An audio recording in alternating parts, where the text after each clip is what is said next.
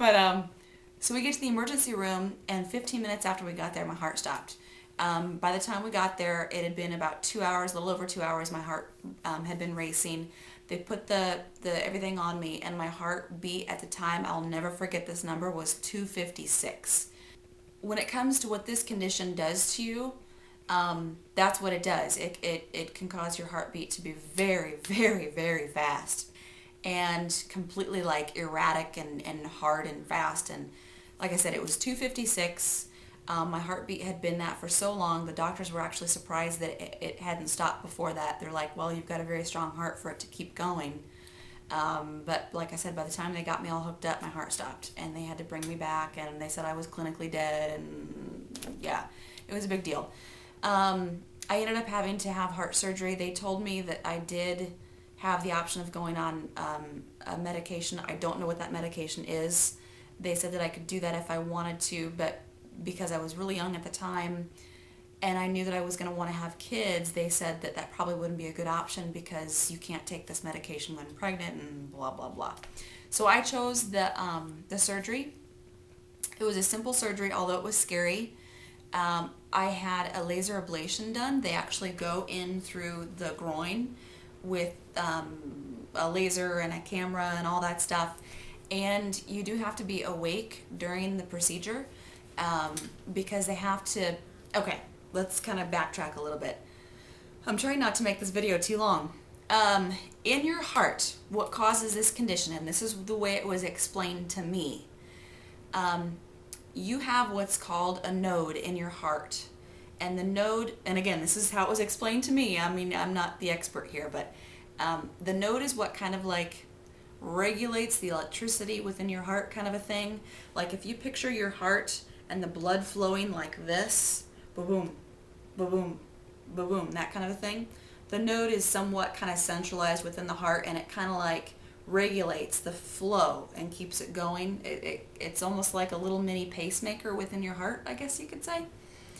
And someone with supraventricular tachycardia, or in my case, I had an abnormal node, a second abnormal node that would sometimes flare up and start confusing my heart. So now I have this normal node, which is normally telling my heart what to do, and I have this abnormal node, and now they're butting heads, and they're interacting, and my heart is confused, and so it's like it doesn't know how hard to beat, when to beat. It can't regulate itself. And so, like I said, the abnormal node would normally stay dormant, but every now and then it would flare up, and that would happen. And then it would correct itself, just like it did for me, and you go on your merry way. But this particular day, it didn't correct itself, and it just kept doing it and kept doing it until my heart couldn't take it anymore, and it gave up. It stopped. So when I had the surgery, the laser ablation, they give you a medication which I was told was going to calm me down or whatever, but I don't think that it calmed me down. I mean, I felt like I was wide awake during the whole thing. But anyway, they strap you on the table, and every part of your body is strapped down so you can't move. Strap, strap, strap, strap, strap, strap, throughout your entire body. So there was video screens to my left, so even though I couldn't move my head, I could look that way and I could see the video screens. They, with a very large needle, they inject a Novocaine or something to numb you in the groin area. They go in a little ways to kind of get you numb, and then they let that kind of numb up, and they go in a little farther and a little farther and a little farther until you're kind of all numb through there. And then with these long tubes, hoses, whatever they are, there was 4 of them, they just kind of start going, and they just like put the stuff in you, and it winds itself up into the heart. So once it's in the heart, then they have to start testing the heart to find out which is the abnormal node, because when they figure out which is the abnormal node, then they burn it off with the laser. So, and when you're asleep, your heart goes into a sleep rhythm, So you can't be asleep. You have to be awake as they're testing it, to make sure that your heart's reacting normally. They can figure it out. So I remember them telling me, "Are you ready?" And I'm like, "Yeah." And the next thing I know, my heart's like do do do do do do do, and then it stopped, and then it was really a really like nice, steady, slow beat, and then it stopped, and then it was fast again, and then it was just like crazy. It was just all over the place, and they were doing that. They could like tell my heart what to do or whatever with this thing. I don't know. So they were able to finally figure out which was the abnormal node, and they said, "Okay, are you ready? Here comes the laser part of it." Gives a whole new meaning to heartburn. That's all I gotta say. It probably only lasted a matter of seconds. I don't know, maybe 10, 20, 30 seconds. But in the moment, it seemed like it was a very long time. That was a pretty intense pain. But looking back, I mean, I don't want to scare anybody if you do end up having to go through this, because looking back, it really was not that big of a deal. I mean, yeah, it was scary to have all that stuff done, but it's not like you had to be cut open. And yes, there was risks involved with the surgery and all that. For example, if the abnormal node is too close to the normal node, they can inadvertently burn both off, which means you now end up with a pacemaker, and that did almost happen to me because my abnormal node was less than an eighth of an inch away from my normal node. There's also, of course, as putting this stuff in you, there's also, of course, a chance that it could poke a hole in the artery or the heart or whatever, although that hardly ever happens. And the doctor that I had was awesome. His name is Dr. Zhu. That was years ago. ZHU, Dr. Zhu. From what I understand, he's actually written a book on this procedure. He was one of the experts in this field. He was awesome. And he, had done, I guess, thousands or whatever of these procedures. It's a very common procedure. It's something, especially now, because I had mine done so many years ago.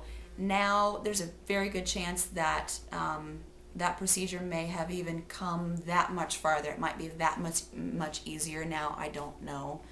That was, like I said, back in 98 that I actually had the procedure done. Anyway, so, but I still have some issues every now and then, but for the most part it's cured. Every now and then I might get a little flutter here and there, whatever. But okay, long story short, my symptoms were I could be sitting doing absolutely nothing, and it would just out of nowhere start instantly beating very hard and very fast.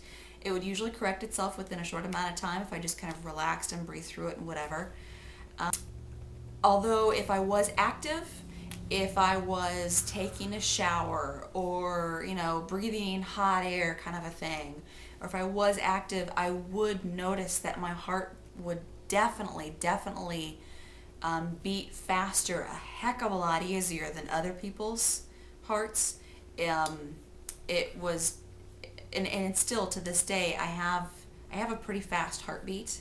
I really don't have to do much physically for my heart to just really start beating pretty fast.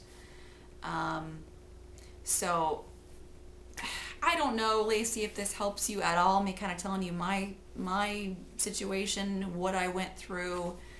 Just, ask a lot of questions, make sure that they tell you what's going on.